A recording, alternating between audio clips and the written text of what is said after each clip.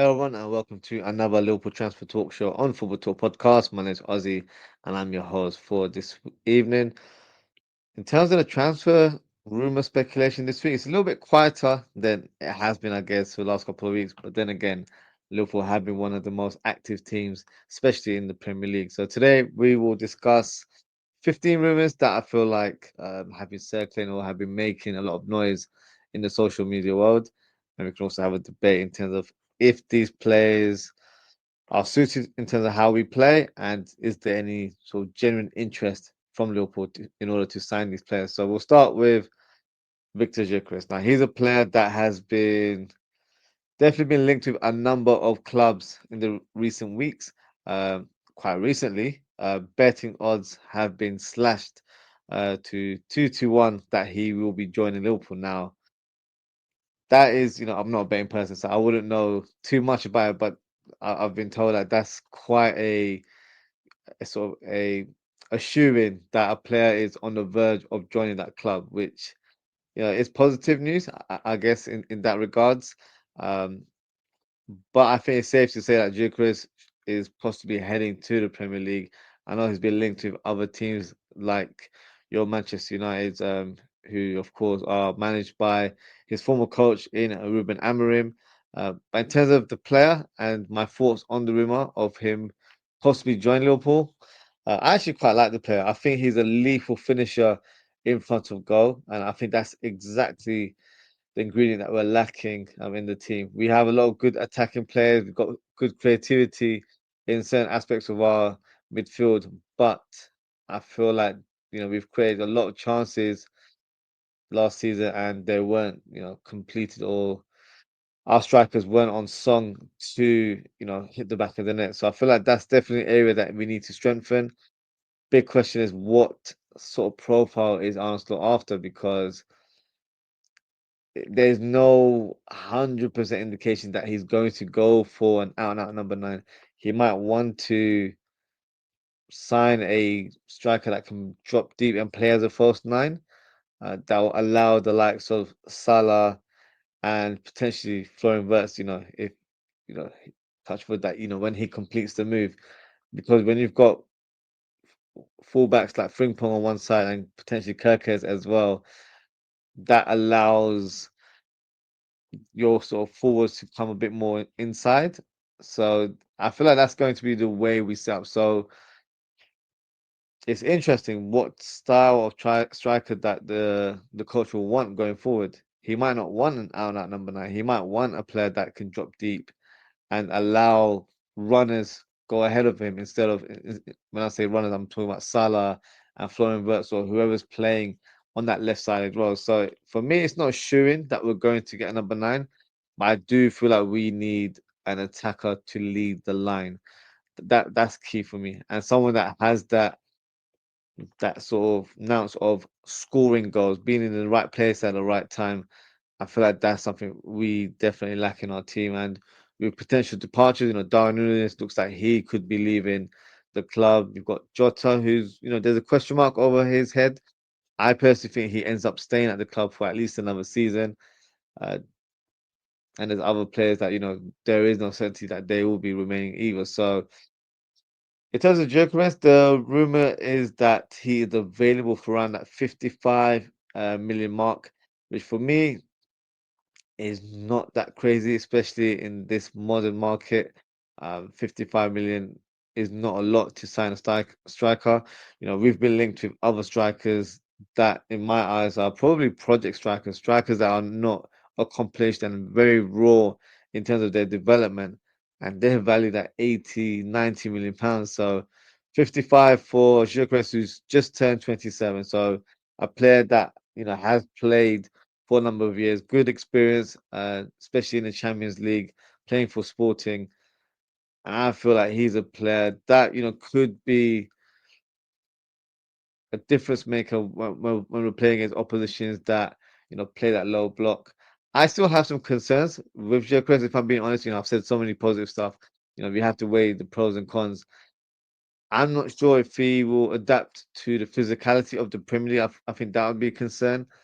And will he be given time and space in the Premier League? Because in the Portuguese league and also in the Champions League, I know the Champions League is a competitive competition, but when you're playing different teams from all over Europe, there's different styles, and I feel like the play could be a little bit more open in comparison to the Premier League, where teams are a bit more robust, they're a bit more closed up, playing low blocks, and it's very hard to break teams down in the Premier League. So I'm not entirely sure if he, will fit the bill, but I'm also looking at the strikers market. I just did a show last night with Liverpool 12 Man, shout out to 12 Man, where we pretty much discussed about 20 potential striker targets that have been linked with the club in the past few months. And as I was going through the list, the quality was decreasing as well. So the market's not that blessed when it comes to, proper gunmen in front of goals. So I wouldn't be too displeased about Gyökeres. I think he's a good striker. I actually think it would be a good move. I think it's a move that will give me some confidence. Of course, there's always a gamble when you sign a player from another league, but because he's played for Coventry, I know it was championship level, but it's still, he's still played at that intense speed or that intense physicality in English football. So for me, I think he would be a good signing. Whether he makes that move or not, if you believe the odds in terms of the betting markets, it remains to be seen because United, I'm sure they will try their best to sign Gyökeres. They need a striker. They've signed Cunha. I think they're on the verge of signing him. I think they had a bid rejected, but they're still going to pursue that player and try and get him over the line. So they need another striker up top. They can't rely on Zertsky and Højlund. So there is definitely competition for Gyökeres' signature this summer. Whether Liverpool get over the line remains to be seen. But I would be pleased if we do sign because I feel like he's the only accomplished striker that is available in the current market. So let's see what happens with Gyökeres. I'm sure we'll get some further development in the coming days. Next player, no sort of huge surprise in terms of who is discussing, and that is Florian Wirtz. Now the German playmaker pretty much confirmed his move via social media. Yesterday, he posted a story on his Instagram as there were rumors circulating that he was demanding the number 10 shirt, which of course is currently owned by McAllister. And he wasn't very pleased about those rumors or speculation. And his message was that who says I want the number 10? I respect players. Don't believe everything was written, and he's got a clown emoji there. So that's what I always say. I always take these rumors and tweets and articles with a pinch of salt because it's not always factual. And Florian Wirtz has confirmed that. And speaking of Wirtz, he was on international duty last night for Germany as they faced Portugal in the Nations League. The match didn't go to plan as Germany lost 2-1, but Wirtz was certainly the standout player for the German team. He got on the score sheet as well, scoring a header, and even got involved in a bit of a tussle with Bernardo Silva and Bruno Fernandes, and yeah, he looked like he wasn't having a bar of it. So me personally, I like to see aggression in my players, and Wirtz was definitely up for it yesterday. And he's not even kicked a ball yet, but he's still representing the Reds very nicely. So a good start before his career has even begun as a Liverpool player. And after the match, someone shouted in the sort of media section and asked if he's excited about his move to Liverpool. He smiled and nodded in acknowledgement. So, positive signs there. I know some fans were feeling a bit nervous in regards to Florian Wirtz. Is he going to join? Is he going to, are we going to pull out of the deal? Because, apparently we're not, quite on the same wavelength in terms of the finer details of the payment structure and the total transfer fee. But from what I'm hearing, the current news is that Leverkusen and Liverpool are very close to agreeing a deal. So hopefully, it's only a matter of time that we get official news and we get, this sort of announcement video slash images circulating on social media. So I'm sure we're all patiently waiting for these moments there. Next player we have to discuss, and for me, very confusing sort of news and speculation surrounding Luis Diaz in the last 24 hours. We all know that Saudi have shown strong interest over the course of the last few months that they want to sign the player. But today there was a bit of a breakthrough as Barcelona made an approach to sign Luis Diaz from Liverpool. That approach was rejected by the club. The rumor uh, surrounding the approach is that they wanted to offer £45 million, and that included add-ons for Luis Diaz. Look, that kind of offer is a slap in the face. That is pure disrespect from Barcelona. That is not the right valuation for a player of Luis Diaz's quality. And then Luis Diaz made some comments in the press conference as he's currently on international duty. And in quotes, this is what he said. He said, I'm very happy at Liverpool. They've treated me well since the first day. We're talking with other clubs. It's the transfer window. It's normal. If Liverpool renews my contract or if I have to stay the 2 years I have left, I'll be happy. It's up to them. That's not very promising to come out of Luis Diaz's mouth. It pretty much suggests to me that, he's saying the ball's in Liverpool's court, but we all get that impression. Well, I get that impression that Liverpool aren't willing to offer him a new contract, and that's been on the cards for some time.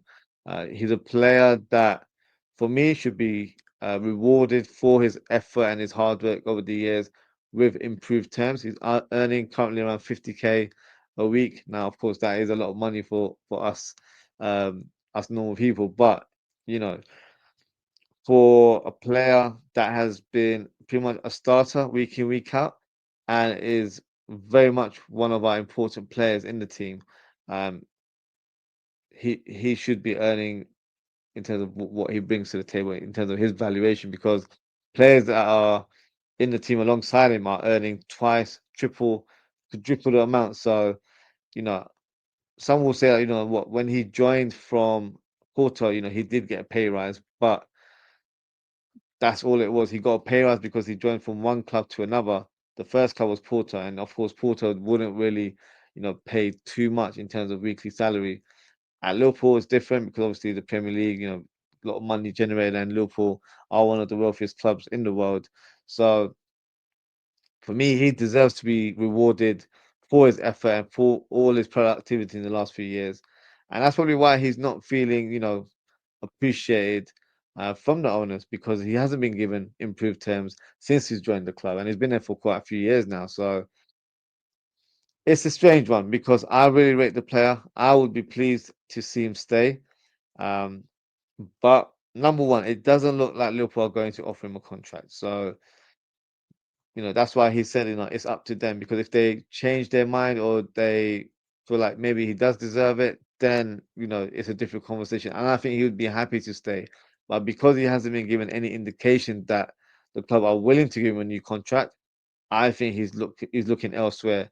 And that's probably why he confirmed that, his team are speaking with other clubs, which is normal. It's not quite so normal because if you're satisfied and happy at a present club, you wouldn't want your agents or your agency to speak to other clubs because there's no need for it. You're in a very comfortable place. You're, in a stable place where you're happy. You're enjoying life. So no need to discuss with other clubs, in my opinion. So it's an interesting one. And also, I think one thing we have to consider is the fact that Luis Diaz might not be fully invested in moving over to the Saudi Pro League. That might not be a move that appeals to him at this stage of his career.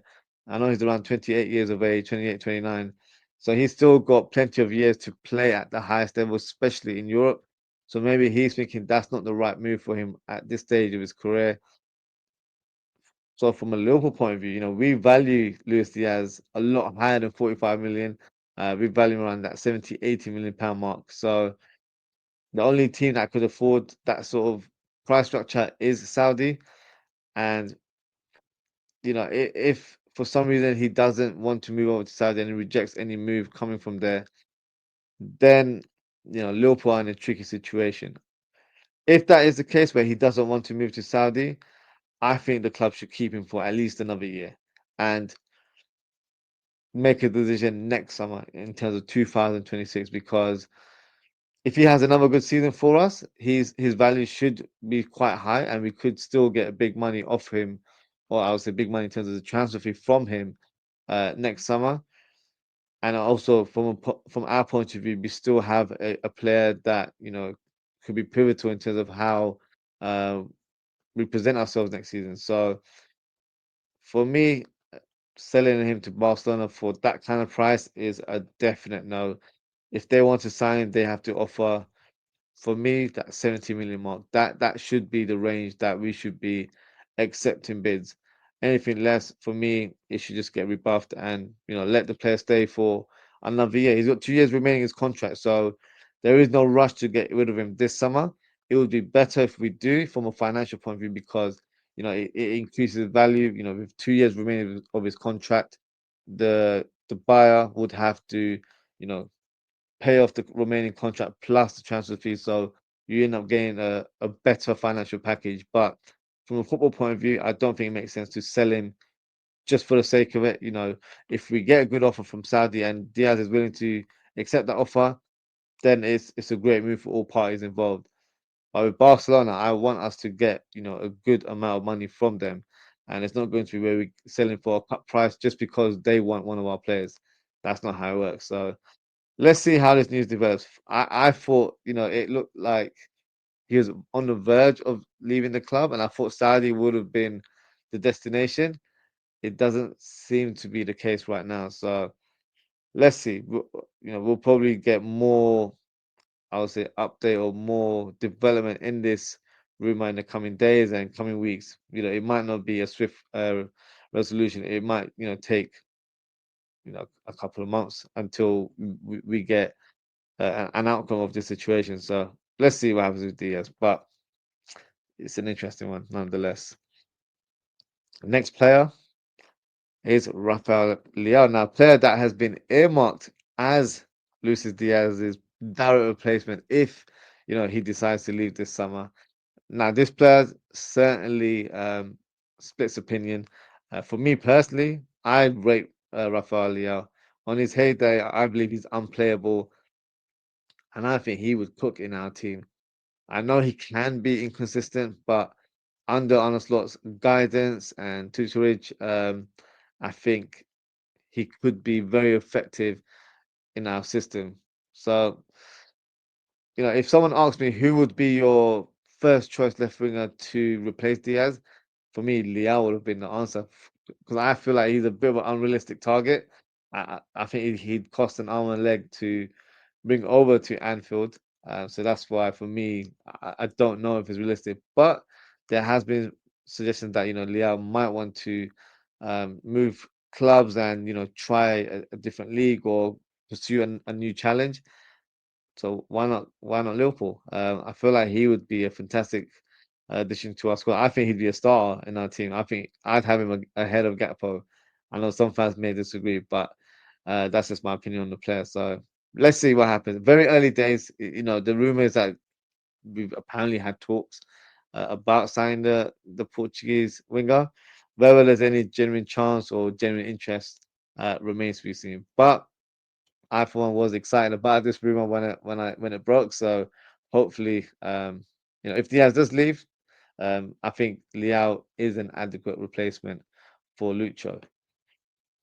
And speaking of AC Milan, there's been some news to suggest that they could be signing Federico Chiesa, and it looks like he could be set for a return to Serie A this summer. Now, that might be why this Rafael Leao news started circulating because there were suggestions that we've started talks, but if you try and connect the dots, maybe we were in talks or we mentioned Leao because of a potential deal involving Chiesa and AC Milan. So my thoughts on Chiesa, I really rate the player. I do like him. I feel like it's a bit unfair for him to be dismissed after one season. I feel like he deserves to at least stay at the club for another season. But from what I've seen this season in terms of how he's been treated or how he's been selected under Arne Slot, it's not positive. It appears that Arne Slot doesn't trust the player because there's been a number of games where we've needed an attacking point of view or an attacking threat from the bench, and Kiers has never been substituted, or there's been games where he's not even been in the match day squad. So I don't know if there's full trust in the player, because there might be different factors, in terms of training. Maybe he's not quite up to speed in terms of how the tactics are being deployed, or the way the team plays, and in terms of actual match day, maybe the physicality and the speed and the intensity of the Premier League is maybe too much for Chiesa. Which is no shame, because it's a very, very competitive league, and his skill set might be suited for, a Serie A or a La Liga, where it's a bit more slow paced and more technical, um, in general. So I would like to see him stay, but my gut feeling is telling me that he will be leaving Liverpool this summer. So let's see what happens. Before it was Napoli, that was the team that appeared to be the front runners. Now AC Milan are also in the mix. So let's see what happens regarding Chiesa and his future at the club. And speaking of future at the club, according to rumors, there is a line of Premier League teams that are interested in signing our defender Joe Gomez. Now, the clubs include Aston Villa, Bournemouth, Burnley, Everton, Leeds, Newcastle, Sunderland, and West Ham. Now, apparently, Liverpool want 25 million for the defender. My thoughts on this rumor? It's a bit of a tricky one for me, because I really rate the player. Whenever he's fit, I feel like he's such an important member of our squad due to his versatility. He can play left back, right back, centre back. Well, of course, when we won the league title in 2020, that was due to Joe Gomez's formidable partnership with Van Dijk. But even last year, a couple of years ago, even playing left back, he was fantastic in that role. Right back, I feel like he's a little bit underrated, because he's got good crossing ability. And so whenever he replaced Trent due to injury or suspension or whatever the case is, he's actually put in a good shift. So for me, he's such a good player to have in the squad. He won't be required to play week in, week out, but if we need him during a game or in rotation, I feel like that's a player who possesses great quality. However, unfortunately, availability has not been one of his strong strengths, especially this season. He's not played that many games. So that might open the door for a potential departure. I would personally like to see him stay for another season. And if he's not involved again, then I feel like next season is the time to part ways with Joe Gomez. I don't think this season is the right time to do it, because for me, if we sell Joe Gomez, that would also indicate that Kwanzaa is staying at the club. I can't see us selling Joe Gomez and Kwanzaa. That doesn't make any sense whatsoever. So if it was my choice, I would keep Joe Gomez ahead of Kwanzaa, even though Kwanzaa is probably the player that's more available. But I'm going on the basis that I think Liverpool will sign a centre back, and Joe Gomez will be labelled as fifth choice centre back in the squad. So I'd rather have experience rather than having a player that, for me, is lacking confidence and experience in Kwanzaa. So Kwanzaa would better off probably either going out on loan to a Premier League side, or if a team offers us, 30, 40, 50 million pounds for Kwanzaa, then that might be good business for us to do as well. Of course, we can probably insert a buyback clause, but I think, Kwanzaa, for me, whenever he's played this season, there's parts of his games I'm thinking, you know what, he's good, but then he's also very prone to individual mistakes, and also giving penalties away, and also at fault for conceding goals. It's a tricky one. And I feel like Arnslot, he knows that there's a player there, and I feel like there's a player there as well. But I don't feel like he's fully developed yet. And I feel like a loan move would make a lot of sense for Kwanzaa. So maybe keep Joe Gomez for another season, and maybe even loan out Kwanzaa for a season, and then bring him back next summer. And then we'll just assess what the right situation is for both players. So for me, I'm not quite ready for the club to part ways with Joe Gomez. But I know a lot of fans will disagree and say that maybe it's time that we sell the player because he's not available for team selection. So let's see what happens with Joe Gomez. Just got a comment here from Mazzy. Big up Mazzy. He says, "When do you think Liverpool will sign Verts? It's taking too long, and also, what will be the final price?" My prediction was that it was going to be announced today, so they were going to do that Verts Wednesday sort of theme because we did the Ping Pong Friday one last week. I think we'll get confirmation. I think early next week. I think it'll be that kind of time. He's currently on international duty, so I think once he's completed uh, getting involved in those games, then I feel like we'll probably fast track that move even further. I think it'll be announced next week. That would be my prediction. In terms of the final price, I can see it being like 110 million plus add-ons, and the add-ons will accumulate to potentially 120 million. That's the kind of ball mark that I'm thinking mentally. I don't think it'll be less than that. But you know, we'll get clarification in the coming days. I don't want to say weeks because I think you know you're you're getting a bit impatient. I think a lot of us Liverpool fans are as well. It's just PTSD for us because we've missed out on big deals over the years. So we just want to get that deal over the line so we can say we've actually signed for Verts. Um, but yeah, I think we'll get some confirmation in the coming days. So fingers crossed that happens. Now on to the next rumor. Hugo Ekitike. Now, this rumor continues to circulate online, although there hasn't been further development as such. Uh, right now, it appears that Chelsea are the front runners to sign the French striker, even though that they've just presented Liam Delap as their new number 9. There's still question marks, I would say, in regards to them signing another striker because I don't think it's a necessity for Chelsea. They've got Delap now, they've got Jackson, who's had a decent season for Chelsea last year, and they've got Nkunku. They've got 3 strikers there um, for that number 9 role. But from a Liverpool point of view, apparently we're still in talks to explore a possible deal. If I'm being brutally honest, guys, I don't know if this will happen. I think he would be a fantastic signing and a fantastic addition to our squad. I'm just not getting positive vibes, and I think that's probably down to the transfer fee. Frankfurt are demanding 84 million pounds, which is 100 million euros.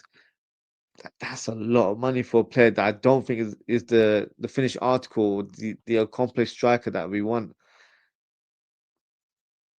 If you look at the other strikers around, Sesko, he's been valued at 92 million, which is completely outrageous as well. So it's very interesting to see what Liverpool do, what type of striker they will sign.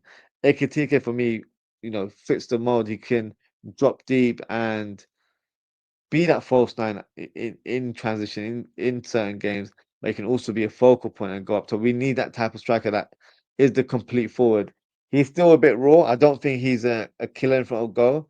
That's something he definitely needs to refine in order to be regarded as a top striker in Europe. So yeah, it remains to be seen what happens at Ekitike. If he goes to Chelsea, I think that's a poor deal for the player. I don't think that's the right deal for him. It could stunt his development because I feel like he's at that stage where he's just one level down. Once he hits that next level, I feel like he's at that level where he will be regarded as one of the most sort of top strikers in Europe. Going at Chelsea, where they chop and change quite a bit, they've just signed Delap. So, what's the stance on Delap? Is he the main number 9? Is he a backup?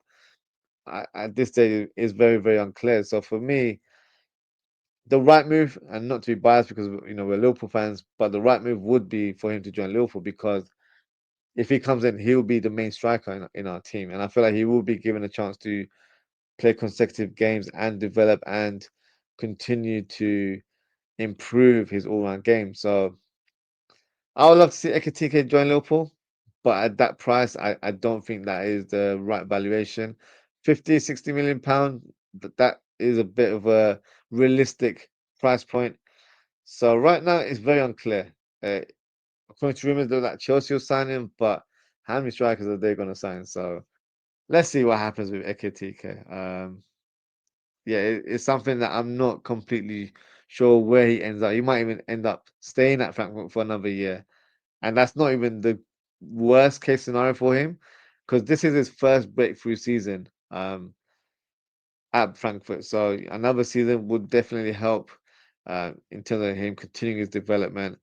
And also the reason why they want such a big transfer fee is because they bought him from PSG and they have a sell-on clause as well, so they get a percentage of the next transfer fee. So yeah, a lot of T's and C's, in terms of Ekitike making that next move. But let's see. I think we'll get further updates in the coming days and weeks. But right now, I don't think he's Liverpool bound, unfortunately. I just got some comments here from Azra. Big up Azra. He says, "Hi, what's the real situation around Luis Diaz? It's mixed messages. Do the club want to sell him or keep him?"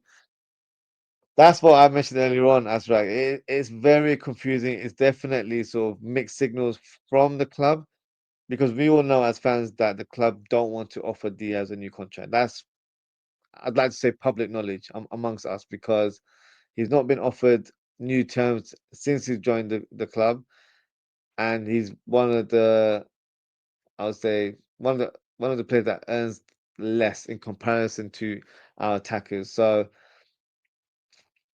I feel like what Liverpool are doing right now, they're trying to maximize the sort of asking price because we know we have interest from Saudi. So Saudi would be willing to spend 70, 80 million. That is probably what we've listed as our valuation for the striker. But within Europe, I don't think teams will be willing to spend that kind of money. Team that have shown the strongest interest is Barcelona, but Barcelona apparently tried to offer us 45 million pounds, including add-ons. So that's a slap in the face, as I mentioned earlier on. That's not a deal that's even worth listening to. That's a swift rejection as soon as that comes through. So I think the club are trying to get a maximum offer from Saudi. And if that doesn't happen, I think they'll keep Diaz for another season. That's my gut feeling now. I don't think he goes to Barcelona. It only goes to Barcelona if they are willing to spend 60, 70, 80 million pounds. If not, I think Liverpool will be happy to have him for one more year because he's got 2 years remaining of his contract. So there's no urgency to sell him right now. If he has a good season this coming season, his valuation still remains at a good level. So I think they'd rather keep him for one more year rather than sell him on and you know sell him onto a Barcelona team where you don't get a good financial package. I don't think that makes any sense. And why strengthen Barcelona's stance right now? So yeah, mixed signal. I think the club were willing to sell Luis Diaz, and that's probably why we've been. I think his girlfriend posted saying uh, a message about saying thank you and about the support and all that sort of stuff from the fans. So it looks like he's on the verge of leaving, but this approach from Barcelona earlier today has kind of been a bit of a spanner in the works, unfortunately. So let's see. I think if I was to make a prediction, I do think he will end up leaving, um, but I wouldn't be displeased if he stays. I think he's a good player, and I feel like he would definitely be a great asset for us in this new coming season. So let's see what happens with Diaz. Comment from Ozan Kabak says, "Yo, Ozzy, big up Ozan Kabak. I hope you're doing well." He says, "I'm getting worried about this, but still, I know a lot of fans are. I would just say, just calmer. We'll get there. I think because he's on international duty right now, it's just slowing the process a little bit in terms of the physical element. Because of course he'll need to do a medical, and then physically come over to Liverpool and sign the terms and all that sort of stuff. I think the stumbling point was the contract in terms of the not the contract, sorry, the agreement between the two clubs. But from what we're hearing from reliable sources or journalists, uh, that looks like they've come to terms to an agreement and possibly even a payment package as well. So personally, I think it's only a matter of time. I think we should get some sort of official news at some point next week. That would be my prediction. But I can't say for sure. So we'll just have to sit tight and wait for the news. And yeah, hope it does get concluded, because I think we're all feeling a bit of PTSD because of past deals that never got concluded, unfortunately. So hopefully this will go over there and this will happen for us. Um, Double D, big up Double D. He says, "Bring Gyökeres, man." I like Gyökeres. I think that's the striker we should go for. If you look at the market and you look at the strikers that are available, a lot of them have already secured moves. So you've got Isak, who for me isn't leaving Newcastle. Alvarez, I would love to see Alvarez at Liverpool, but I don't see that happening either. Osimhen looks like he's heading over to Saudi, so that's pretty much a deal that's going to be concluded soon. And for me, Gyökeres goes into that next line. I think he's probably the best one there.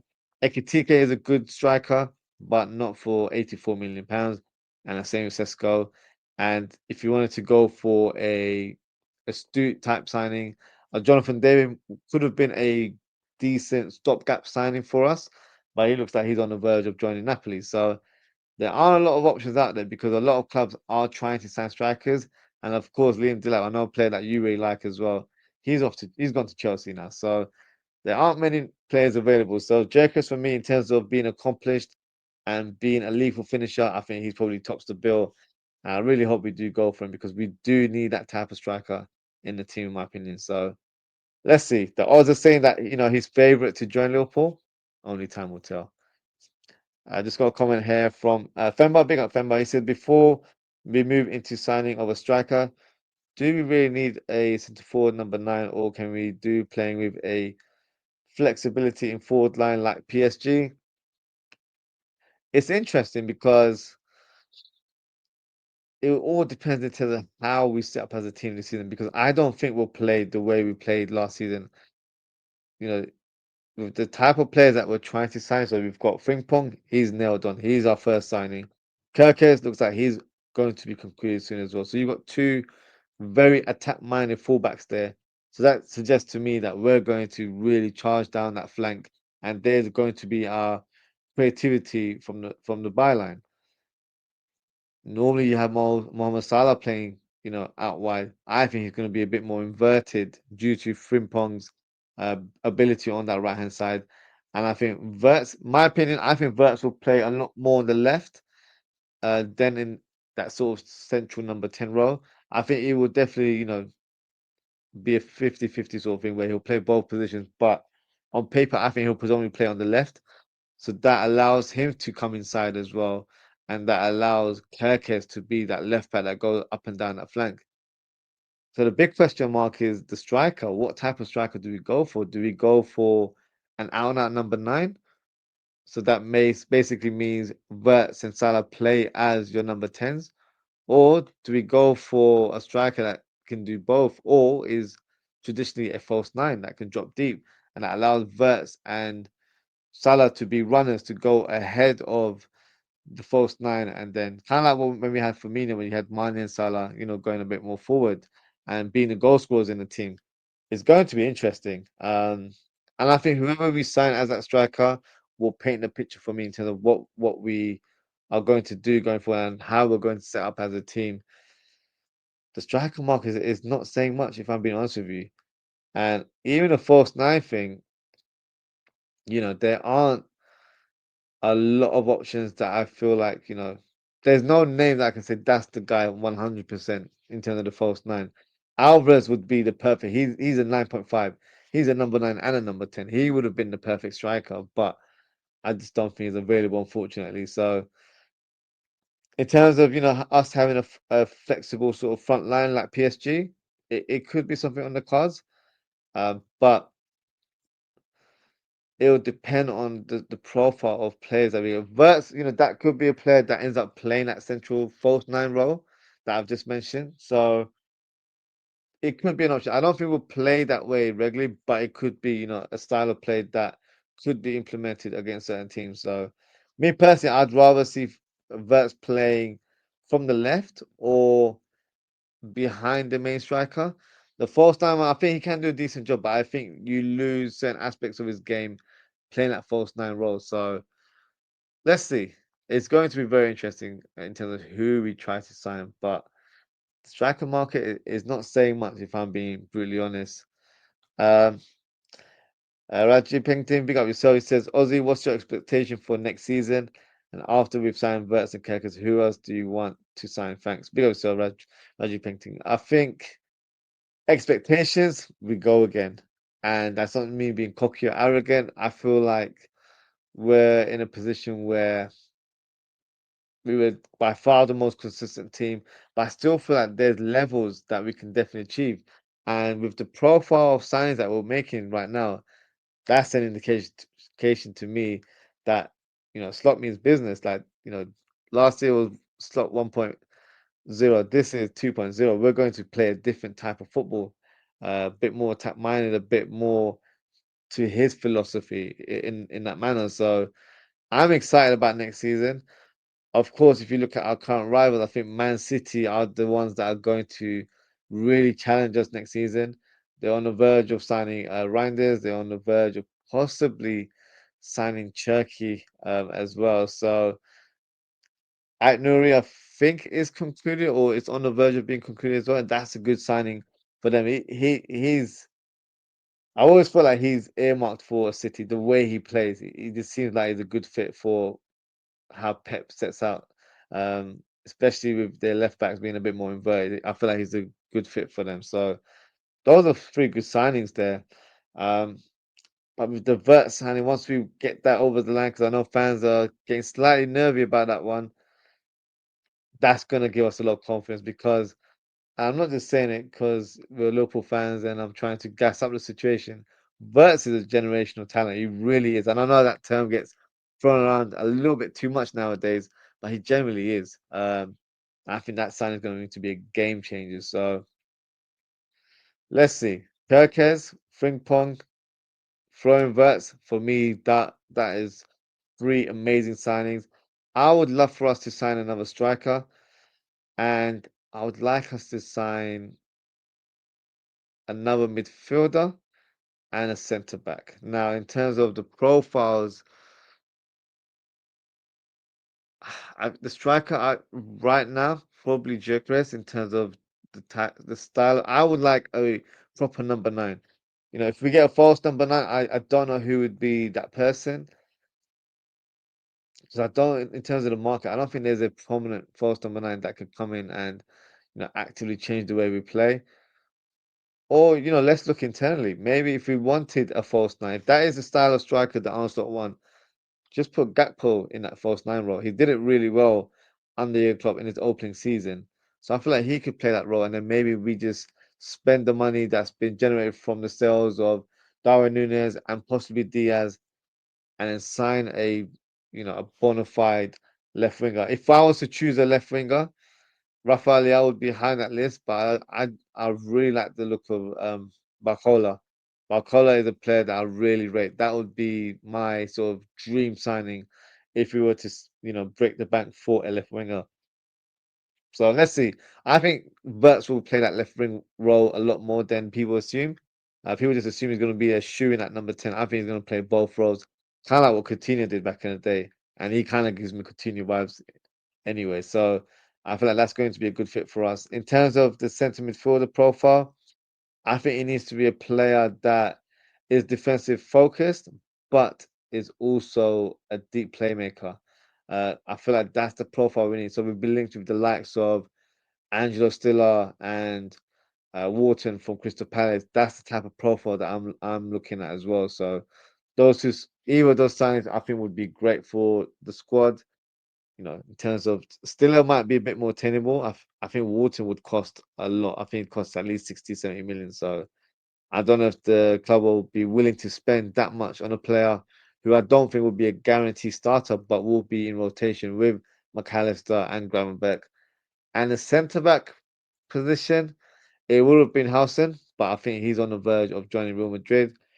I'd personally go for Hato. I don't think that's a popular choice, but I'd go for Hato because I feel like he's played as a left-footed centre back. That's how he started his career, but he brings that versatility because he can play left back as well. So you've got a better ball playing, in that centre back role.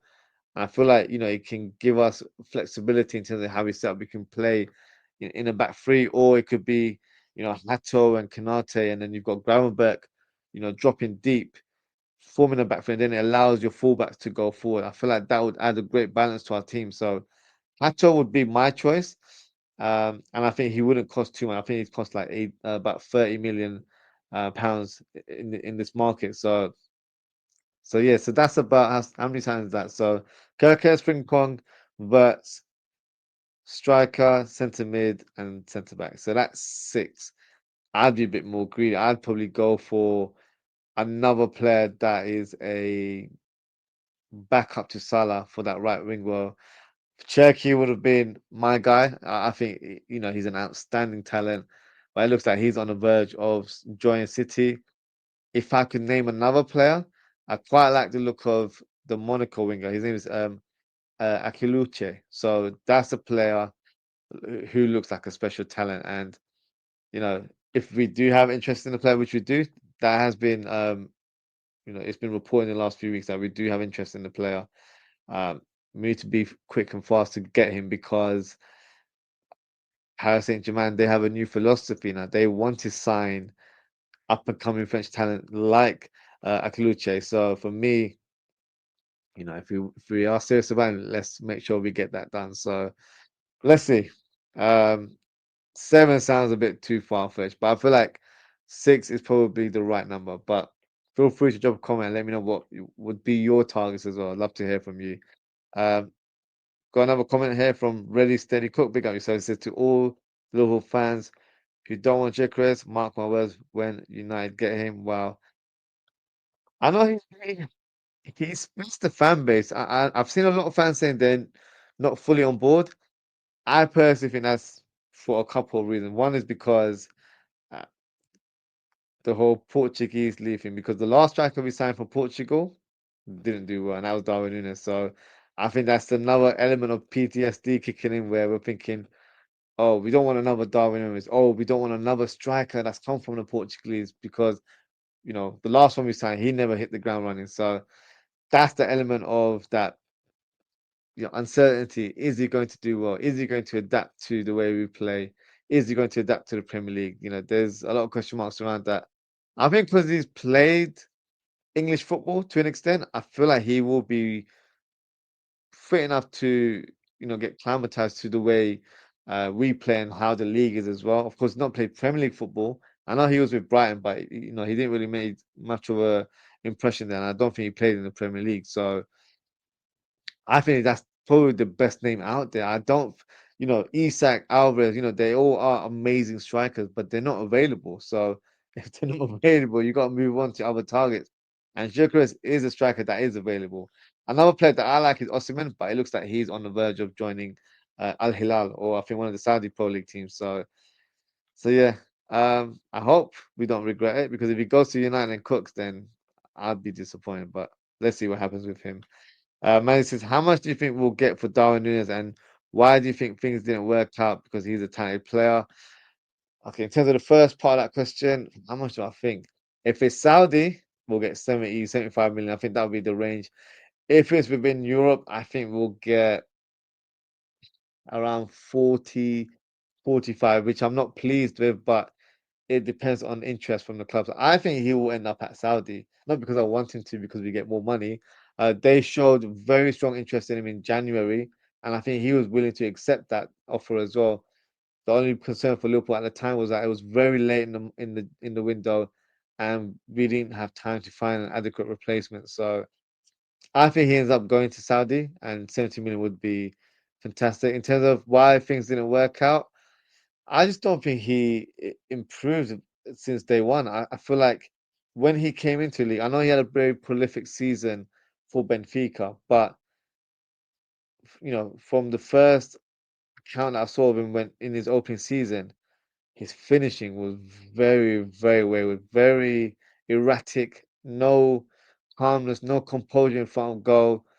And because of the nature of how he plays, he's quite chaotic where he's aggressive, he's on the front foot, he's running around a bit. So people assume that he's going to be a great fit for the Premier League, but that's not how it always works because to be a top striker, you've got to have an element of calmness when you're in a high pressure situation. So if you're one on one, you can't be erratic or chaotic in that moment. You've got to stay calm. You've got to get cold blooded, and then think, how am I going to calmly stop this in? Because you look at all the lethal strikers, in the Premier League history, they've been cold finishers. Aguero, he was a finisher where he wouldn't be scoring spectacular goals, but one on one, you can bet your house on it, he'll score. So I think that's an area of his game where he didn't excel. He's been there for 3 seasons now. For me, he's pretty much stagnated that area of his game, and that should have been an area of improvement where he became a better finisher. But unfortunately, he didn't have it in his locker. I also think he lacks game intelligence, where when he plays up top, his hold up play has improved, which is one thing I'll give him. But you know, there's times where he's not understood the assignment, i.e., when he's holding the ball, should he lay off or should he take one more touch and make a run or a half turn? Like he never got that balance right. So I feel like the speed of the Premier League was a bit too much for him because when he controls the ball, he doesn't know his next move. And the best players always paint a picture 2, 3 moves ahead. So I don't feel like he was ever in that kind of motion. When he got the ball, then that's when he thinks, "Oh, what should I do?" And by that time, he's already got camped by one of the defenders or one of the midfielders from the opposition, and he's lost the ball. So that's something I feel like he hasn't improved in. But I, I always said he's a talented player, but I just don't think he's suited for the Premier League. If he goes to Serie A or La Liga, I think he actually does really well in those leagues because it's a bit more slow pace in comparison to the Premier League, and I feel like he'll do a good job there. So. I think those are just key reasons in terms of why it never worked out for Darwin Núñez. But you know, nothing to say that he can't go on and have a good career. I feel like he's shown that, especially when he plays for Uruguay, he's a different player there. So he can definitely have a successful career. But unfortunately, I think it's going to be elsewhere. Um, Liverpool Goals TV, big up yourself. He says, "Hello everyone. I am uploading a video within the next hour on my channel of the squad we possibly could register for next season. It goes into quite a bit of detail. Please feel free to check it out. I will definitely check it out once I finish my show here. So big up yourself. Thank you for your comment there. Uh, Abdul Rahim, big up Abdul. He says, what are the futures for Gomez, Kanate, Kwanzaa, Simicast, Endo, Elliott, Jones, Morton, Chiesa, Nunes, Diaz, and Jota? So I'll try and do it in a quick fire fashion. This will be just my opinion. For me, I would like Gomez to stay. But there seems to be interest in the player joining another Premier League team. So that could be on the cards. But I would like Joe Gomez to stay. Konate, I'm hoping and praying that he signs a new contract extension. Kwanzaa, if we get a bid of like 40, 50 million pounds, I think we should accept it. If not, I think a loan move would make the most sense for Kwanzaa. I don't think he should stay at Liverpool this season. I think he still needs further development in his game. Simicast, I think he's on the way out due to the imminent signing of Kerkez. Endo, I think he will stay. I think we need that experience and stability in the middle of the park. Elliot, unfortunately, seems like a top guy, but I think he will be leaving this summer. Jones will be staying at the club. Morton will be leaving. I know he's got a common injury, so I don't know the extent of how close he is to full fitness, but I do expect him to leave this summer. Chiesa, my gut feeling is telling me he's going to leave, but I would like him to stay. Nunes, I think he's definitely leaving. Diaz, if you asked me this question 24 hours ago, I would have said he's definitely going. Now I'm a little bit unsure because of Liverpool's stance right now. But if I have to say a direct answer, I think he will end up going. And Jota, I think he ends up staying. Probably not what a lot of us fans want, but I think he will end up staying for another season. So yeah, that's my opinion on the future of these players. Um, Albert says, okay, if we keep Luis Diaz, then do we still want to bring in Anthony Gordon? How much do you rate Gordon?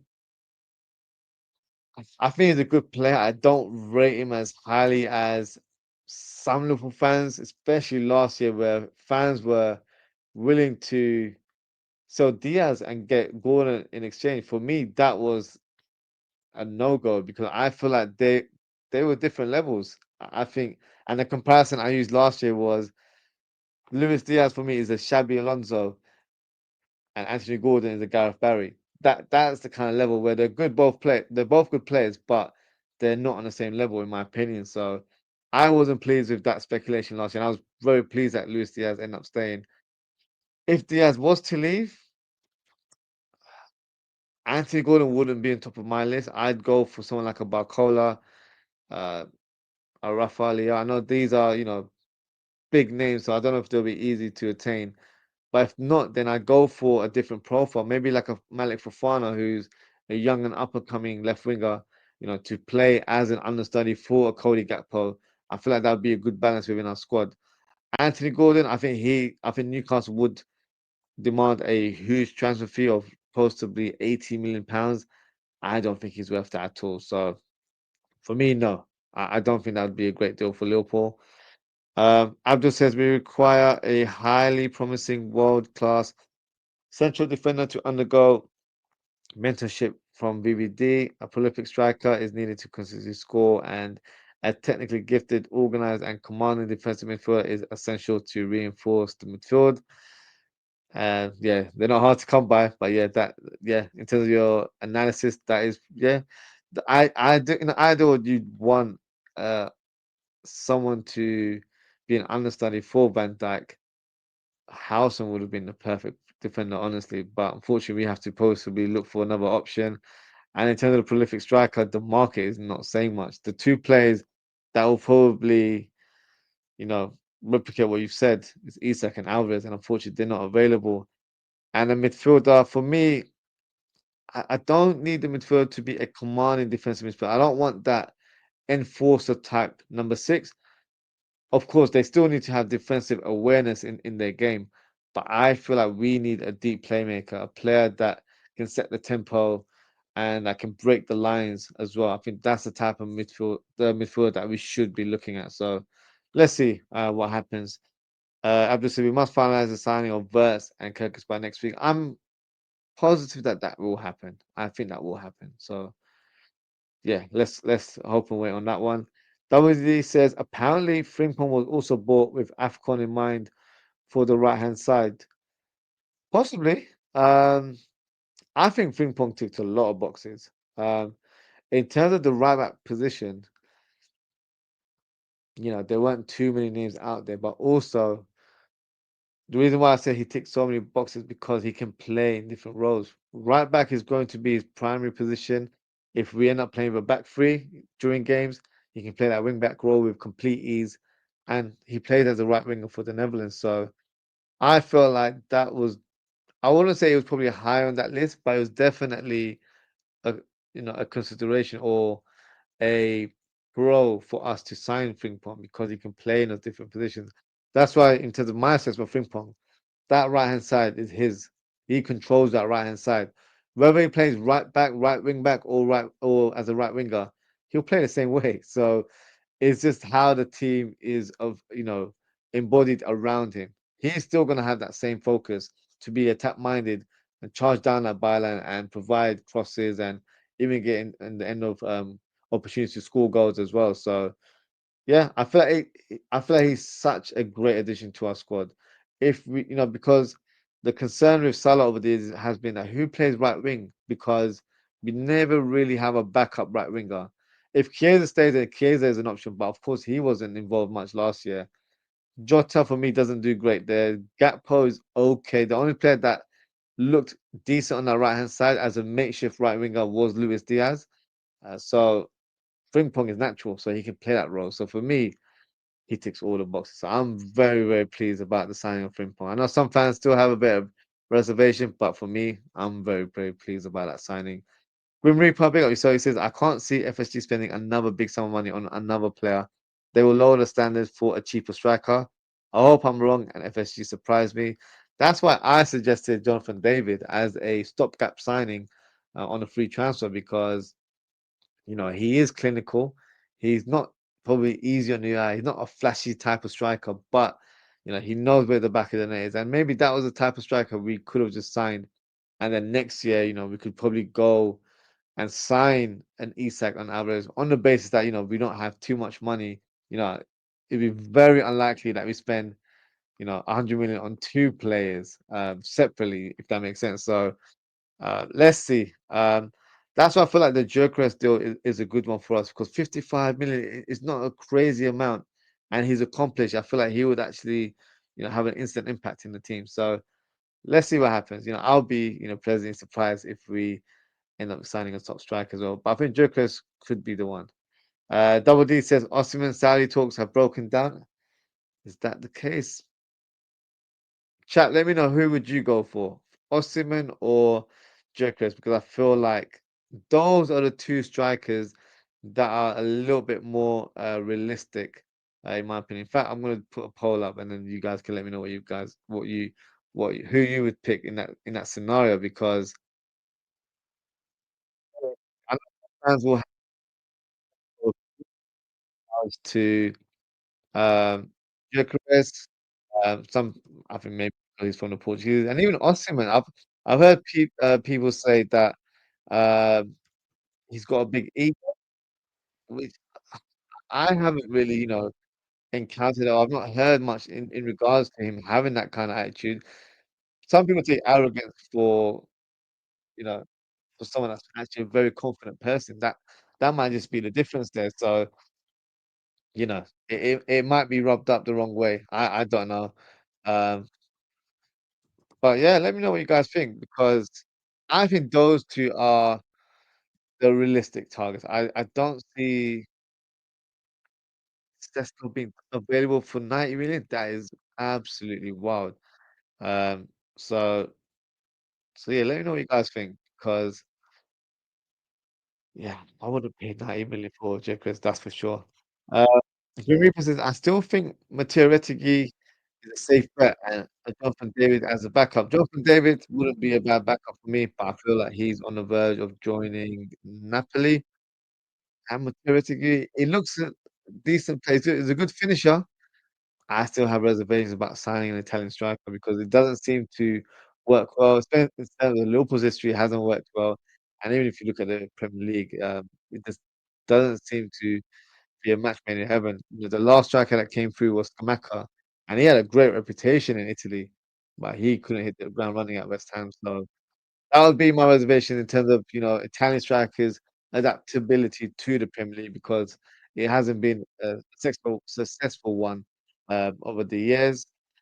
Abdul, with his comments, his RFSG transfer strategy prioritizes cost-effective acquisitions, leveraging the expertise from Richard Hughes, Michael Edwards, Julian Walls, and LSD background data analytics team. When you said expertise and Richard Hughes in the same sentence, I got a bit lost there.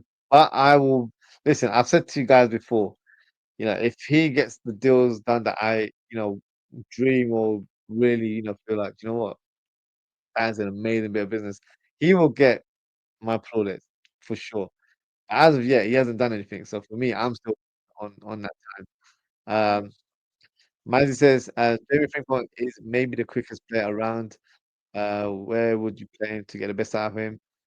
I think right back is fine. I'm content with him playing right back because we were never going to sign a like for like replacement for Trent Alexander-Arnold. That wasn't really an option because there isn't a player like that in world football, unfortunately. So for me, we had to think of an alternative, a different type of player that can still be very effective.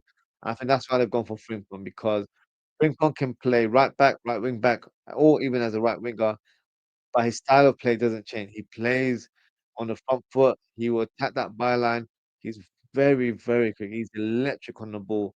I remember watching him against Spain, and he had Cucurella on toast. And Cucurella is very good in one-on-one duels. So for me, he's a player that's going to be very effective on that right hand side, and it also allows Salah to become more of an inside forward again and be a goal scorer more so than not because this past season, he's been more of a creator, and I've enjoyed it. You know, I feel like for him at this stage of his career, where he's getting older, he might not be as quick as he used to be, but in terms of his shooting ability, that hasn't gone. So for me, you've got 2 full attack-minded, fullbacks on your flanks. It allows players like Salah and your Verts to go more inside. So for me, I think Jeremy Frimpong at that position will work. But if we were to go for a back three or wing back with complete ease, and if we need him as a right winger, he can also do a great job there as well. So for me, fantastic addition to our squad. Liverpool says, I see an article where Liverpool want to swap Elliot with Eze from Palace plus cash. Grim Reaper, if you have a link to the article, I would love to read that because that signing would be insane. I'd be all over that. Yeah, that'd be a great sign. Can you imagine Eze in a number 10 role and Verts on the left, Salah on the right, and then we sign a striker like a Gyökeres, and we've got Kerkez and Frimpong down the flanks. That would be something. Not gonna lie, that would be something. So if there's any truth to that, I am fully on board because I've been speaking about Eze for years. So let's see. Let's see what happens with that one.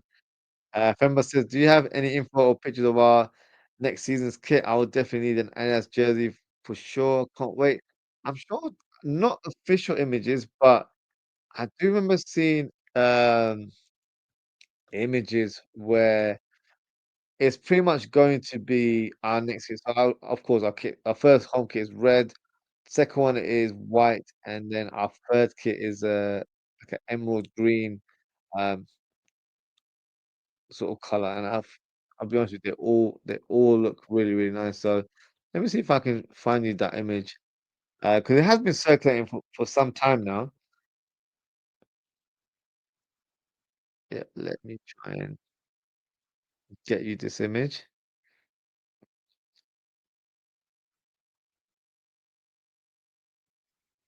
And then yeah, I can present it for you on the screen so you can have a look. So bear with me 1 second, and then I can present it to you. Of course, not official, so it's not from Liverpool or anything like that. Um, well, look, that's what I've seen. So that's the home kit, and that's the one that I think all of us will agree that that is how it's going to appear. The white kit is our away kit, and then the green color one is our third kit. So that could be. These kits will be launched unfortunately after July only because our current deal with Nike doesn't expire until then. So we can't officially unveil any shirts with Adidas until that contract is concluded. So that's why, when Frimpong was presented the other day, he's still wearing the current Nike shirt that we were wearing last season. So that's the reason why it hasn't been unveiled. But I'm excited because I love Adidas. Um, as a football brand and the shirts that we've had over the years, I feel like my favorite tops were the Adidas ones. So, and also you get an option of having them in short sleeve as well. So if you play a lot of football and you're playing in the winter, the full sleeve actually works out quite well. So gives you the option to choose between the two. But yeah, Adidas for me normally make the best shirts. I think they make the best designs. Nike over the last few years, I wear a lot of Nike, but yeah, it felt like it was more of a copy and paste job when it came to the kits. So, and it felt like they were using a lot of old Liverpool designs and no real originality, unfortunately. But onwards and upwards, we've got Adidas back as our main sponsor, so hopefully we'll get some nice kits on the way as well. Um, Green Reaper says I'd swap Elliot plus cash for Crystal Palace centre back Gay, and we have a decent centre back.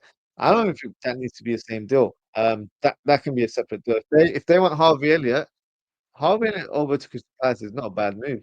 He returns back to London. I know he's from London, and he gets to play in a team that has some good talent there. They've got a good coach in Glasner, and they play Europa League next year. So it's a team that they're on the up.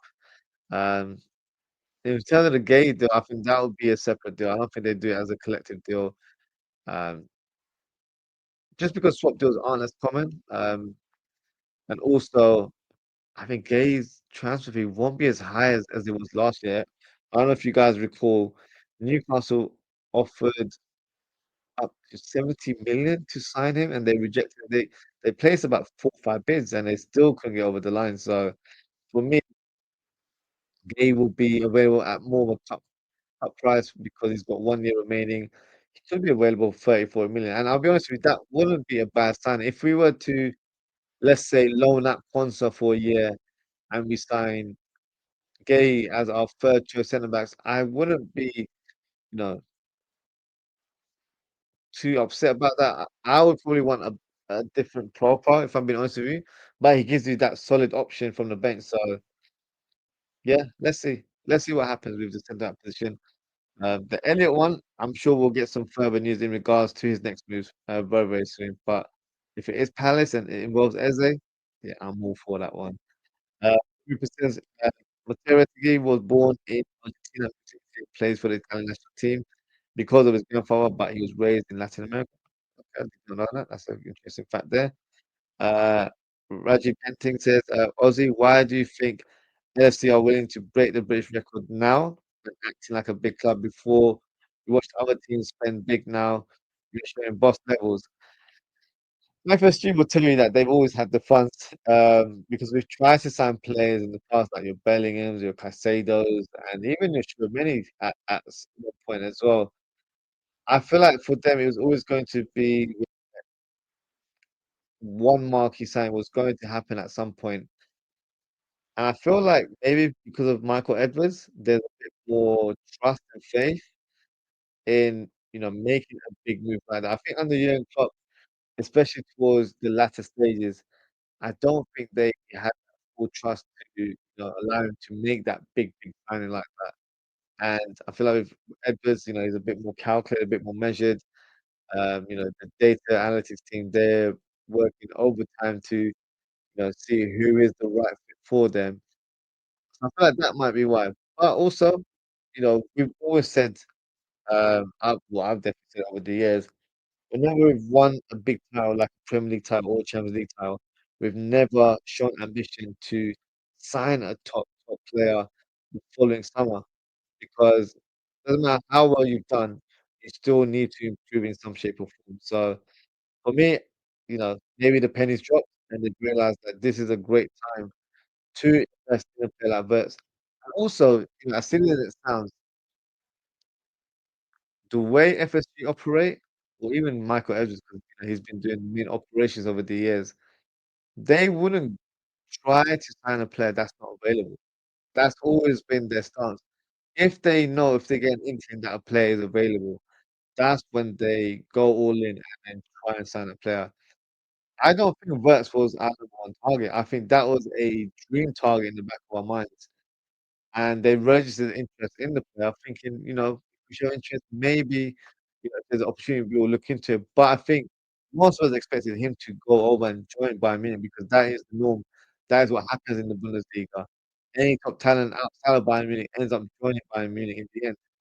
But this time around, we've, definitely shocked the airways by making this move for Wirtz, and Wirtz saying it's real for nothing. That's what it seems to be right now. So for me, it's positive outlook from Liverpool, but also for Europe because we've broken the mold there where German players aren't just going to get signed by Bayern Munich like that. So look, I'm all for it. It's showing that we're moving like we've been wanting this for a very very long time. And we're finally doing it. I don't want to think about it. Hopefully, it happens. And I'm hoping we sign another top striker as well. There's only need to be 100 million one. If we can get an Alvarez, just a little hint there, then fantastic.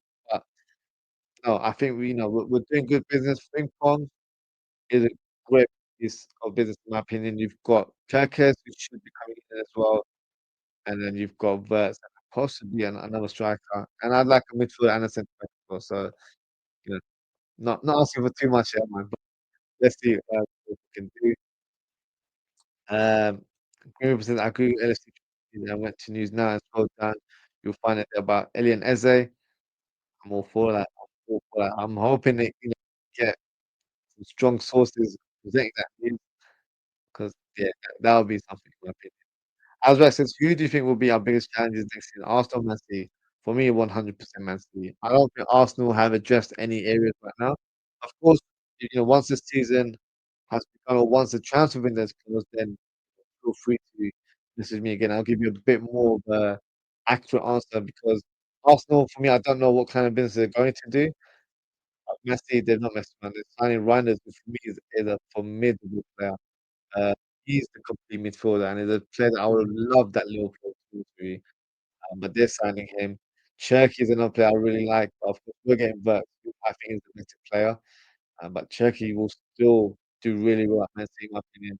And I know they're making good acquisitions to their team. They're not just signing big profiles for the sake of it. They're signing a good sort of mixture of youth plus, I think, tactical players that will fit the way uh, Pep wants to play his football, and that's the difference between City and United. Man United just buy players on name basis. They don't really buy players that fit the way the coach wants to play. So for me, Arsenal they've got a few positions to address, in my opinion. They're definitely in the midfield. I thought it would have been Zubimendi, but he's been he's a bit of a weird one. It doesn't look like he wants to leave anytime soon. Striker is a big one. If they get Sesko, then I wouldn't feel nervous because I don't rate him that highly. So let's see. I think it looks like Man City will be Liverpool's strongest challenges next season. When we persist, still no word on Man City's 115 charges. If this gets pushed under the carpet, this would be disingenuous to Forest and Everton who got punished. Can I be honest with you? I think it will get uh, brushed under the carpet. It's if Man City were found guilty of those charges, it would definitely just demolish the league altogether. The integrity will be gone in terms of English football, and therefore, you've affected the whole English football model. So for me, it's something that where even if they know they're guilty, they're going to try and cover it up in some shape or form, and that might be in the form of a financial punishment. I don't know, but unfortunately, I think money talks in this day and age, and I don't think they will get charged for those, those counts that should be punished. But yeah, it is disingenuous to teams like Forest and Everton just because they're smaller teams doesn't mean they get the punishment and other teams don't. It shouldn't work like that. But fortunately, it's not an ethical world, especially in the football world. It's not how it works, unfortunately. Madison, with the new signings, what would be your starting lineup? So let's just say for scenario basis that we sign Jokic, because that's the only striker that I think we're strongly linked to right now. So my lineup would be Alisson in goal, Kerkez left back, Frimpong right back, Van Dijk, Konate hoping he signs a new contract extension, Alisson going back, and then I'd go for Verts on the left, so Bozlai in the number 10 role, and Salah on the right side, and then Gyökeres up top. That would be my team. So I think it might differ to everyone else's, but I think that would be the team that I think that has the right balance as well. Um, to be real, I think Darwin could join AC Milan. The only thing AC Milan, they wouldn't offer us a lot of money. So I hope he goes to Saudi. I think that would be the right move for him. Let's have a look. Now, in terms of the poll, we've got first, big up to everyone for voting. 77% have said Gyökeres. Wow, okay. And 23% said that is interesting. I thought it would have been the other way around. Okay. I'll come back to that poll before we close the show. So let's move on to the next rumor. Well, it's not rumor now, it's official news. So Cohen Kelleher has left Liverpool and signed for Brentford for 12.5 million, which rises to 18 million if you include the add-ons. My thoughts on this news, of course, Kelleher was always destined to leave. He's voiced this uh, need to, leave the club at some point to, know, go out there and become a number one because he believes he has the quality and he believes he can, go on and be in that position. And I think he's completely right. He is good enough to be a number one goalkeeper in the Premier League. And I think Brentford is actually a good club for him to be their number one as their former number one was Flecken, and he's just joined Bayer Leverkusen. Um, for me, the only issue about this transfer is the fee. I think we should have got twice the amount of money. 12.5 million for me is not a true valuation of Kelleher and his quality as a keeper. But maybe because he had 1 year remaining of his contract, that could have been the defining factor, and that's why we end up selling for a lesser fee in comparison to what I believe he probably truly valued at. So sad to see him leave. I think it was always on the cards, especially when we got the Mamardashvili deal done last summer. Um, he's been a fantastic hero for us, of course, those finals, scoring the penalty shootouts, helping us win silverware. He's played a big role for us over the years. So for me, I don't feel like we've ever had a number two that you can really rely on. He's always been a safe pair of hands, always stepped up to the plate, will never call upon. So yeah, I wish him all the best. I honestly do. I feel like he's a top keeper and deserves all the success. So yeah, hopefully he has a great career at Brentford and not just Brentford, but he could probably move on and play at a high level at some point in his career. So for me, it's a good move. They've got a good coach, they've got a good team, so he'll do really well. In my opinion. Next rumor, we lost Turkey. So we already mentioned him briefly earlier on. Um, Currently, it looks like we're getting closer and closer to an official announcement. The current news is that Liverpool and Bournemouth are close to agreeing a deal. I say close because it's not been fully announced, but the fee is rumored to be around that £40 million mark. Uh, my thoughts on the move, I've said it for a few months now. Kirkers for me is the guy. I've been saying Hato for large parts of the season, but the more I watch Kirkers, I feel like he just fits the way Arsenal wants to play his fullback. So I feel like him and Frimpong, yeah, would be insane in our team. So I feel like he's going to be a player that really flourishes in our system. He's a young robber. Like he's got that ability in him that I feel like he's definitely going to do so well for us. And only 21, 22, the ceiling's very high for these young players. So I'm very excited about this signing. Um, and I think it will be announced very soon as well. So let's not get too stressed about it. It will happen at some point. Another player that we've been heavily linked with, and the recent rumors are suggesting that Arne Slot cut his holiday short in order to visit Turkey in the south of France to try and get the player on board with Liverpool. Me personally, when I heard this news a couple of days ago, um, I thought it was old news. I think it was taken out of context. My theory is that this could have occurred possibly 2, 3 weeks ago, when we were trying to finalize our targets for the summer. But what happened is that foreign vets became available and was very interested in signing for Liverpool. So I think we shelved our plans for Turkey in order to obtain Florian Wirtz.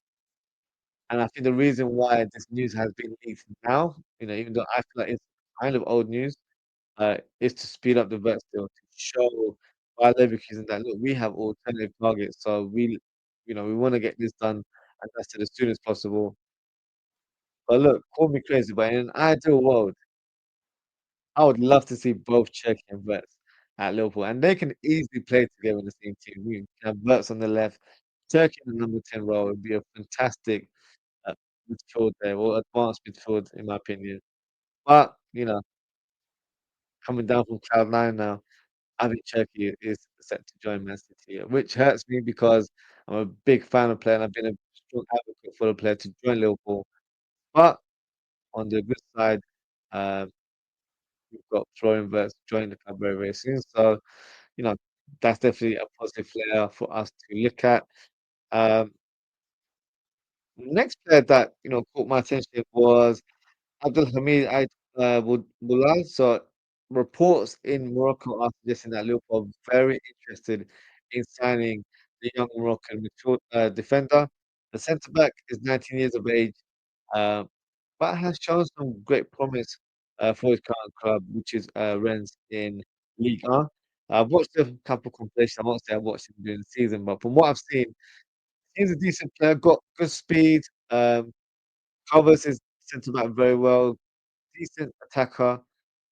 I say attacker, decent attacker of the ball in terms of distribution, strong tackler as well. Can take a penalty. He's got good technique for his penalty. He can smash them in the bottom corner. But I feel like he's still very raw. If he was to be signed, it would be like a project signing for us. He wouldn't be in the first team fold so soon, in my opinion. He'll be in the squad, but he'll be like fourth or fifth choice, in my opinion. So maybe a name to look out for. I don't think there's any truth to us signing him this summer. Maybe he'll be earmarked as a future signing. But let's see if there's any legs in this rumor. As you know, this news kind of came out of nowhere, but we'll see what happens with the Morocco's defender. Next rumor is Mane Fofana. So I mentioned him very briefly earlier on, and another player linked as a possible replacement for Luis Diaz. And me personally, I rate the player. I think he's a fantastic player with great dribbling ability, great speed as well, and he's got a decent shot on him as well. I think if Luis Diaz does leave, I think this could be the type of profile that the club will try and recruit, as it won't be a huge financial gamble, and it'll be probably regarded as more of a smart investment to sign a young and up-and-coming player that has a huge potential. And the last time Lyon had a winger like that, he goes by the name of Barcola. So Mane Fofana pretty much came into the team to replace him because they knew they had a top player in Fofana coming through the ranks. So for me, I would like to see this player come at Liverpool at some point. Um, Definitely want to watch, as I do agree there's genuine interest in the player, but it just depends on what happens at the club. Even Gakpo's getting linked to move away. So once we get a bit of clarity in terms of what the department is going to look like in terms of our attack, then maybe, Malik Fofana could be a potential target. But I don't know. A lot of fans would probably go for alternative targets. If we were signing a young profile type of left winger, for me, Malik Fofana would probably be top of that list. So that's my take on him. Next one, Ibou Konate. Now, still not update in regards to his contract extension, but he has made some comments online that certainly hasn't sit well with the Liverpool fans, or should I say, some sections of the Liverpool fan base to balance the season out. A bit strange, uh, to say out loud, considering we have Mohamed Salah, who's also challenging for a Ballon d'Or this season. Me personally, I don't think it's a big deal because you have to put context into it. Ousmane Dembele is his French teammate as well, so they're probably very good friends off the pitch.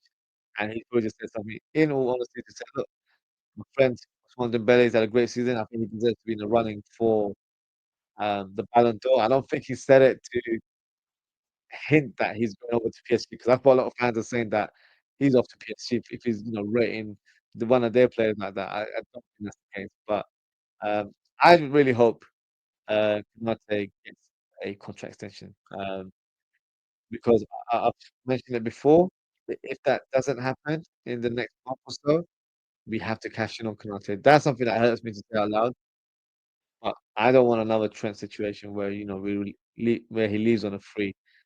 He's a top defender. He can go on and be one of the best defenders in world football, in my opinion. So we need to make sure we get something from him and use that money to finance on another centre back in the team. So I pray and hope we do sign a contract extension. If I had to make a prediction, I think he will. So let's see what happens. Uh, Next player, Ben Doak. So a player that had a very, very successful long spell with Middlesbrough last season championship. He's now being linked with a surprising move in the Premier League. Now, the team that is in question is no other than our noisy neighbours, and that is Everton. Now, history will dictate that Liverpool and Everton don't generally do business with each other. I think the last time they did, from my recollection, Nick Barmby went from Liverpool to Everton, as well as Oh, was that the other way around? Everton to Liverpool, wasn't it? But in terms of from Liverpool to Everton, it was Abel Xavier. I'm sure if you guys remember him, Portuguese player with big blonde beard and a huge afro as well. That was the last player to make the switch in the early 2000s. Um, the question is, should Liverpool consider this offer? Me personally, I'm not too sure. Um, it hugely depend on what Everton are willing to offer. As Crystal Palace was strongly linked with the player in January, and I believe they were willing to spend 30 million. So if it's upwards to that kind of fee, then I'm all for it. We can do business. And I don't mean to be disrespectful, but I don't see Everton, you know, as rivals in terms of challenging for honours or anything like that. So him going over to Everton doesn't affect how Liverpool conduct themselves going forward, if that makes sense. So, but look, if they're willing to pay over the odds slightly for a player, then I'm all for it, to be honest with you. Um, now, let's just paint a scenario here. If this deal was to materialize, this could potentially open the forbidden door, I guess, for more business between the two clubs. And if that is the case, there is one player in the Everton's team that I would suggest could be a great fit for Liverpool, and that's Gerard Brentford. Now, the young centre back has had a fantastic season, and whenever I've seen him play, he's looked very, very impressive. He's a no-nonsense type of defender, very dominant in the air, great ball playing ability as well with both feet. He could be an interesting signing for Liverpool. I've also heard that he's actually a boyhood Med as well. Maybe we can convince him to make the move across the road. But let's see, what happens with the Ben Doak deal. The Bradford one, I don't know if there's any sort of inkling for that move to happen. I know we were linked to him last summer, and I believe he had a release clause as well, but maybe that release clause isn't active anymore.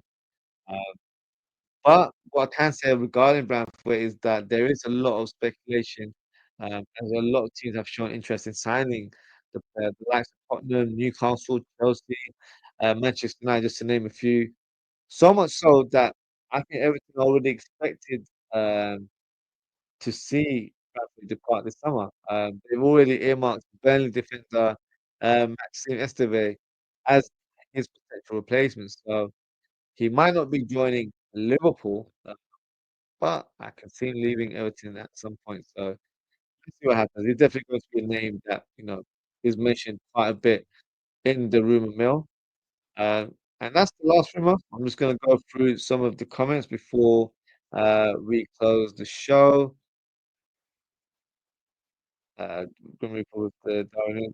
And Grim Reaper says, if Kirkis joins, who will be sold, Robert or Simicast? I think it will be Simicast. I think Robertson still holds a strong position in the squad in terms of his leadership and in terms of his influence sort of the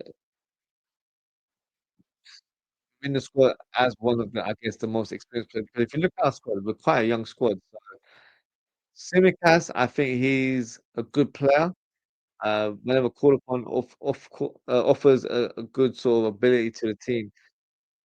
But I think he's kind of just hit a before now where he's not able to cement a starting place in the team. And this season would have been the time because from his standards, Robertson was quite poor, and he could have, overlapped him and made himself that number one left back, but he hasn't. So for me, that indicates that Arsenal doesn't think he's good enough to be our starting left back for Liverpool. And I think Kirkis has the quality or has the potential to be our number one left back. So therefore, I think Tsimikas will be the left back that departs this summer. Rui says Trent Alexander-Arnold was told he couldn't drive his Range Rover to the Madrid training ground because they were being ordered, so he has to drive a BMW. I saw that earlier on today.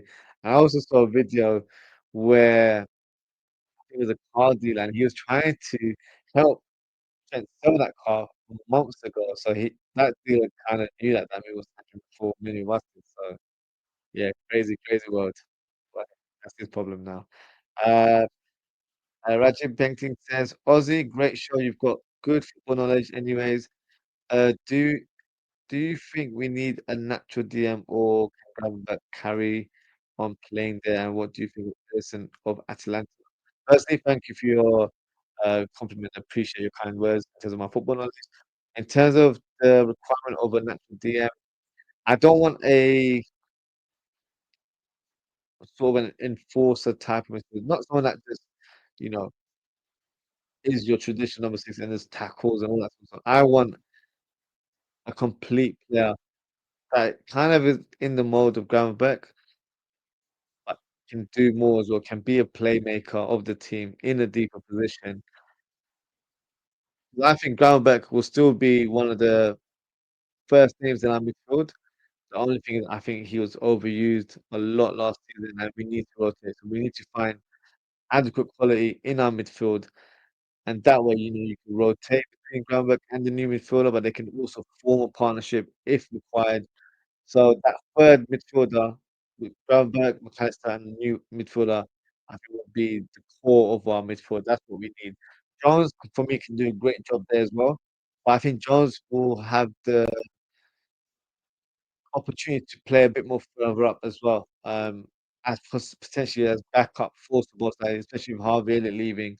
And then you've got Endo and possibly Bastich being in the mix as a squad player next season as well. So I feel like we need one midfielder to come in to play that defensive midfield role. In terms of what I think of Edison wouldn't be classified as a number six to me, but he would be a good addition to our squad as a playing a double pivot. But the way the team is set up, I don't know if we're going to play a double pivot midfield as much. I think it's going to be a slight alteration where I think it will be more of a single pivot where the number six drops deep in between the two centre backs, and then you've got your two box to box, your McAllister and Szoboszlai playing, deep at times to be playmakers, but in on the counter, being a bit more further up. And then you have the likes of Wirtz having a bit more of a free roll from the left-hand side.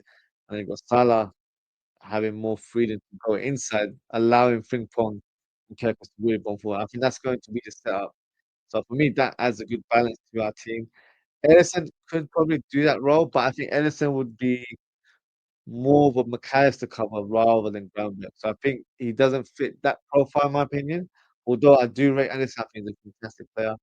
I think we just need to get maybe a different profile to be a backup for Groundwork. But if he was to be the player, I wouldn't be against him. I do rate Ederson. Look for Goals TV says we almost signed Osimhen in January. The reason why the deal did not go through is because of payments Napoli owed him. I did hear this. I don't know if there was any truth to it, but if that is the case, then there's definitely interest in the player. So who knows? Double D mentioned earlier on that the deal or the talks between Al Hilal and Osimhen has broken down. Maybe we're in the mix there. Who knows? Let's see. And that's also why Nunes almost left. Yeah, the Nunes part I know because I don't know who we were targeting. I think Osimhen was the name that was earmarked, but I knew Nunes was very close to leaving, but we just couldn't find an adequate replacement. So it makes sense if that is the truth. But does that mean we go again? Who knows?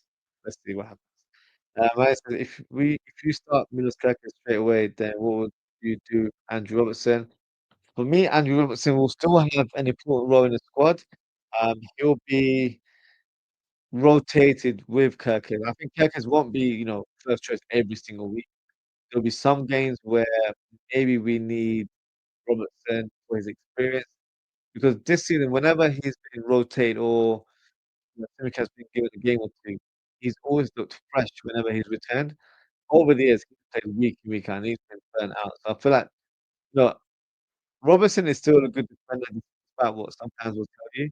I just feel like due to the way he's played over the years and being heavily called upon to play week in, week out, I think he just took the toll on his body. I feel like, playing under less pressure and being rotated a little bit more, I feel like you'll see good performances from Robertson going forward. So he still plays a big part in the team, in my opinion. And Liverpool Goals TV says Osimhen also said about 2 weeks ago that he's not going to Saudi. His preference is EPL. Well, that's music to my ears right there. So let's see. I would not mind Osimhen. I think Osimhen is a fantastic striker. He's a striker that scores all types of goals. I've seen him score bicycle kicks, tap-ins, headers, all sorts. So for me, he's the complete striker. I would not be against signing Osimhen at all. Um, and that's the last one. And I'm just going to check the poll. So I can see 18 people voted. Big up yourself for voting. And look, Gyökeres is still the number one choice with 72%, and you've got Austria with 28%. So everyone seems to be Team Gyökeres right now. So let's see what happens. Um, it's an interesting one. Those are the two I feel like would be realistic targets for Liverpool. Whether it happens or not remains to be seen. Because I thought possibly on Sunday, but let's see what happens. Uh, GTV Football Channel, big up my brother, big up G. Thank you for your comment. Thank you for tuning in. And guys, please make sure to subscribe to GTV Football Channel. G does some fantastic content. I feel like he's doing content every day, but it's really good content in terms of not just Liverpool. It's more, if you're a real football fan, it'll give you player profiles and analysis of certain games and certain teams. So really good football channel. So yeah, big up to G as always. And another comment from Liverpool Goals TV says, about another 5 minutes and that video will be uploaded. Be sure to check out. I would definitely check out. Big up yourself, Liverpool Goals TV. And that is it for today, guys. Thank you so much for tuning in. Let me give everyone a shout that's been involved today. Shout out to Mazzy, Azrak, Ozan Kabak, Double D, Bemba, Raja Penting, Ready Steady Cook, Liverpool Goals TV, Abdul Rahim, Grim Reaper. Who else do we have? We've got GTV, on the channel, of course. So yeah, big up for everyone for sending your comments and engaging with the discussion today. Appreciate your support as always, guys. If you haven't already, please don't forget to like and subscribe to the channel. Now, in terms of upcoming content, I'm planning on doing a show next week where I'm going to pretend like I'm Richard Hughes, where I'm gonna name the players that I feel like should be sold, players that should be bought, but not just names. It's going to be done in a more of a financial way. So going to try and balance the books because as Liverpool fans, we've had to, develop accounting skills over the years. So I'm gonna put that to the screen and present what I would do in that scenario and try and do it as realistic as possible. Of course, there's certain players we don't know their true transfer valuation, but trying to be as realistic as I can. And feel free to get involved. Let me know your suggestions and let me know what you would do in that situation. And then I'll also do another transfer talk show probably same time this week on Thursday or Friday. Um, if there's any news developments regards to players being signed or Liverpool being in talks with players, there will be impromptu shows. So of course I can't schedule that sort of stuff. But if there is any breaking news, uh, rest assured that I will try and go live and we can discuss it together. Yeah, hopefully we'll get some deals made official in the coming days, and yeah, we'll have a lot to cheer about. So hopefully, we'll have some new impromptu shows next week regarding Kekas and Verts. That'll be a nice way to wrap up the week. So yeah, best thing to do is hit that notification bell so you know what time I'm doing the stream or what time I plan to go live on the day. And yeah, feel free to get involved in the comments. And that is it for today, guys. Thank you so much for tuning in. Take care, stay safe, and I hope to speak with you all very, very soon.